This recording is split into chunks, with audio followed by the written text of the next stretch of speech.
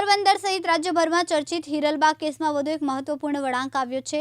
સુરજ palace બંગલા મામલે જિલ્લા લેન્ડ ગ્રેબિંગ કમિટીએ ફરિયાદ નોંધાવવાનો આદેશ આપતા હિરલબા જાડેજાની મુશ્કેલીઓમાં વધારો થઈ શકે છે।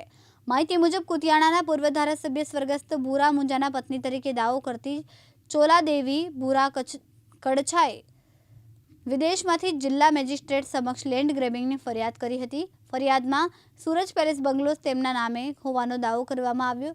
આ ફરિયાદના આધારે જિલ્લા કલેક્ટર કચેરી ખાતે મળેલી લેન્ડ ગ્રેબિંગ કમિટીની બેઠકમાં હિરલબા જાડેજા સામે ફરિયાદ નોંધાવવા આદેશ આપવામાં આવ્યો હોવાનું સામે આવ્યું।